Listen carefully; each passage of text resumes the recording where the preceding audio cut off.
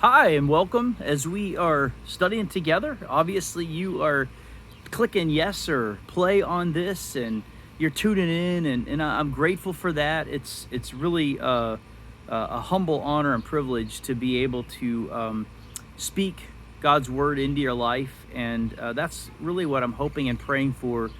Day after day, we go through this that each of us would have a greater and growing appreciation for how perfect and wonderful and inspired God's word truly is. How it is so insightful into the circumstances of our lives.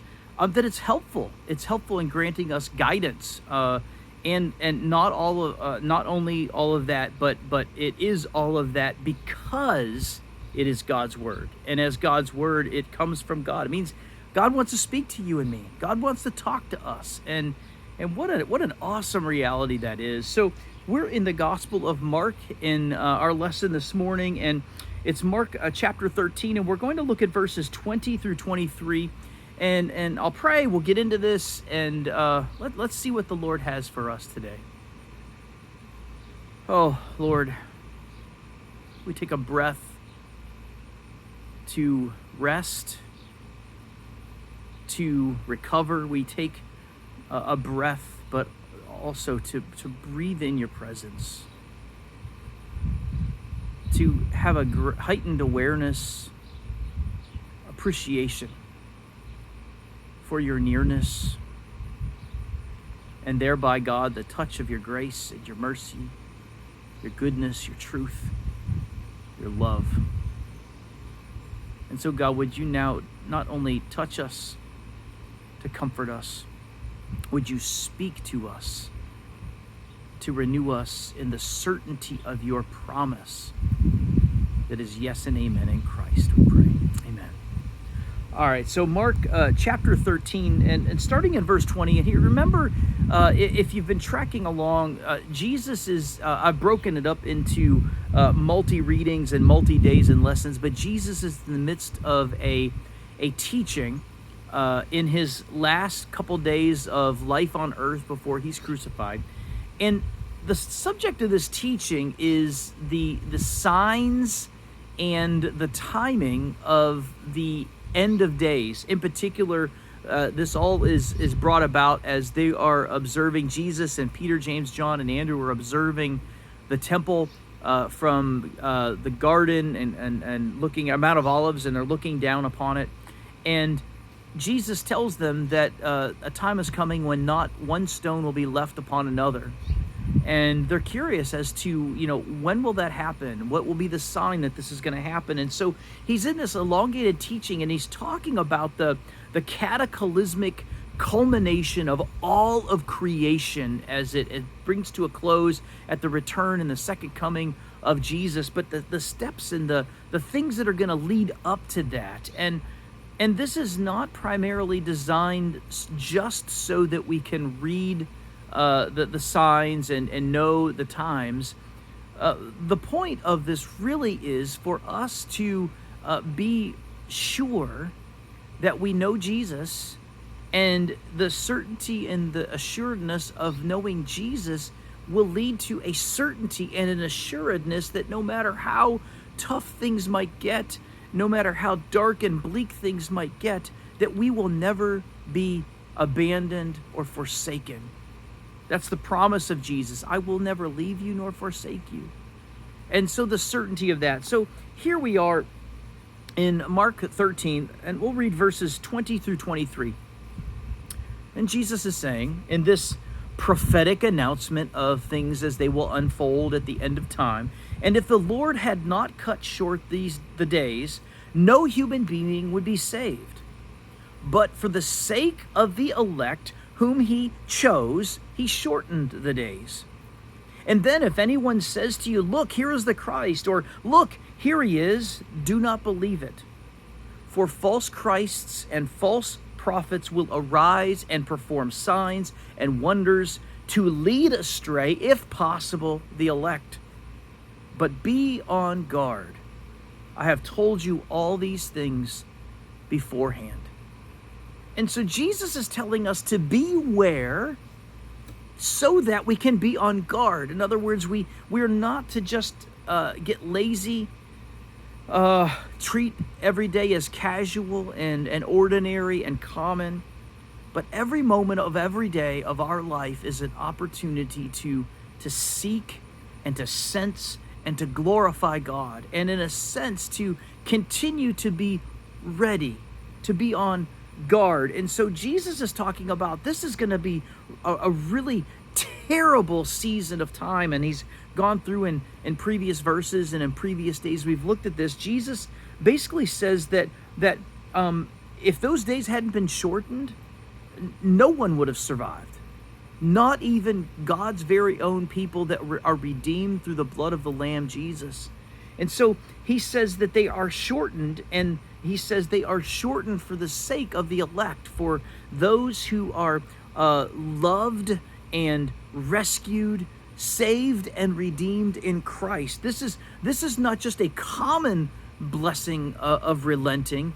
It's aimed at and caused by God's cherishing of his people, and then everybody else in some ways becomes residual beneficiaries of the shortening of these days of hardship. And so if God did not cut short this tribulation, then total destruction would have resulted.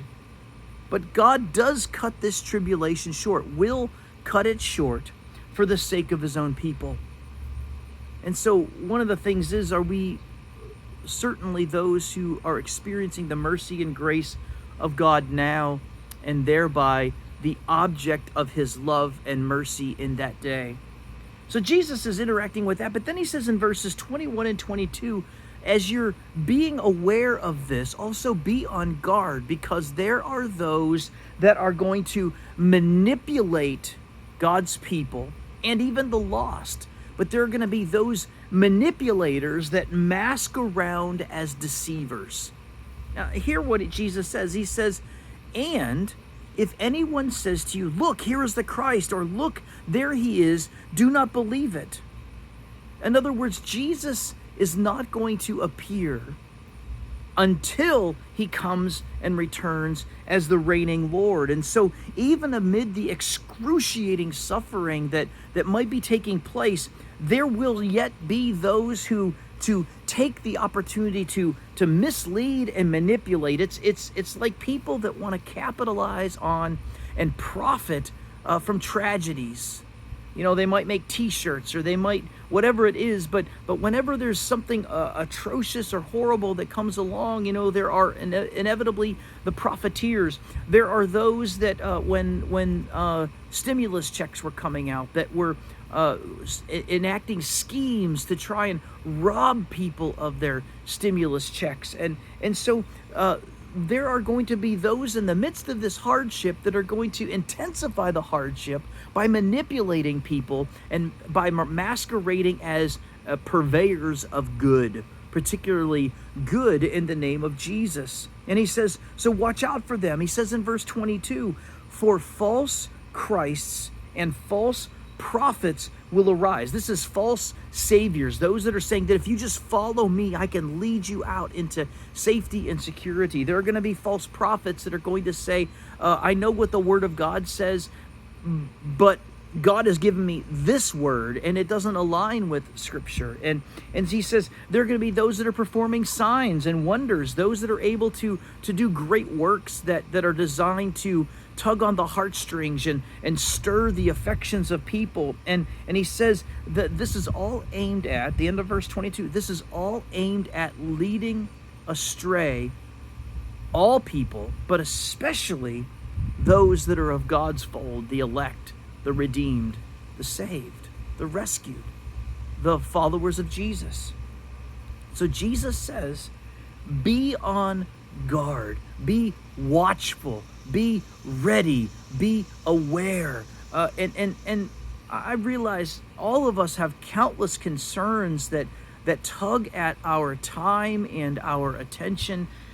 You know, we have bills to pay, we have families to love and care for, we have work responsibilities, we're trying to process and make sense of things that are going on in the world, and you know, we're wanting to be faithful followers of Jesus, and so there's also the inward concerns of the kind of character that we have and the kind of conduct that we carry forth in our lives, and we can become very consumed by all these realities, but forget what is most important. And many weeks ago, we looked at what it is, and it is to love the Lord your God with all your heart, soul, mind, and strength, and love your neighbor as yourself. We're to be aware. We're to be sober-minded. We're to be clear-thinking, and we're to do this so that we can be on guard. We can not be carried away by every wind of doctrine and teaching. We can not be deceived by those that come masquerading as those that are representing Christ, but are rather manipulators for their own gain and their own benefits. And so Satan, and I believe that he is active now in the world and will especially be in that time. Satan, as this time draws to a close, is going to absolutely fight to the end. He is not going to go down without a fight. And we mean to be on guard so that we stand, we live, we trust, we worship, we pray. We are on guard for the glory of God. Friends, I don't have and I don't know specifics of what this is going to look like beyond the words of Jesus, because what Jesus says is, I have told you all these things beforehand, meaning I'm telling you this, and maybe we ought not to concern ourselves with a whole lot beyond what Jesus prioritized to tell us in response to this question. Now, I say that cautiously because I am a student of the Word, and we want to be those ever eager to learn and grow in understanding who God is and what God's doing. But we can be carried away. We can be distracted by trying to fill in the pieces, when I think Jesus has given us plenty to know and to look for and be on guard for. Friends, the Christian life is a fight. It is a battle. It's a war against our old ways of being, our old nature that is still trained to act against God. It's a war to live according to the new nature, the new identity, the new creation that we are in Christ. It's a war against temptation. It's a war against the one who is opposed to the living God, the angel of light, Satan himself. It's a war. It's a war against those who do not like Christianity, that are unfavorable to Christianity, that want to see Christianity stamped out, or maybe just want to be antagonistic and mock and ridicule because someone might believe in Jesus. It's hard enough. Friends, I want to assure you, and I want to ground you in the hope that is Jesus Christ. As a matter of fact, one of the things that I love about God's Word is so many of the promises that are given to us. And I love in the book of Romans how Paul starts out Romans chapter 8. He's gone through 1 through 7, and he's laid out the sinfulness of all people, the means of redemption in Christ, the implications and the effect that the redemption of Jesus will have in our lives. And in chapter 8, verse 1, Paul starts with tremendous words of comfort, promise, and assurance. He says, "Therefore, there is now no condemnation for those who are in Christ Jesus." Nobody can bring up evidence against us before God that God does not already know and God hasn't already pardoned. And so, therefore, there is now no condemnation for those that are in Christ Jesus. And I love then how Paul ends the promises of chapter 8. He goes, "In all these things we are more than conquerors through him who loved us. For I am sure that neither death nor life, nor angels nor rulers, nor things present nor things to come, nor powers, nor height nor depth, nor anything else in all of creation will be able to separate us from the love of God in Christ Jesus our Lord." That means even the cataclysmic events of the closing days of this creation before it is remade after the second coming of Jesus, that tribulation will not separate you and me from the love of God in Christ Jesus our Lord. Let us pray. God, I pray that you would grant each of us this assurance. God, that you would comfort us with the promises that are yes and amen to us in Christ. And God, if there are tremendous challenges and struggles and just horrific experiences that we have or are going through, or God forbid, Lord, things yet to come in our life, I pray that you grant us the grace to be grounded in the assurance that nothing can ever condemn us before you any longer, because it's been all wiped away in Christ, and nothing shall separate us from the love of God in Christ Jesus our Lord. Nothing will ever pull us out of your family and your secure grip. Assure us with this, we pray in Jesus' name. Amen. Oh, brothers and sisters, friends, beloved, be comforted by these words. I'll see you again tomorrow.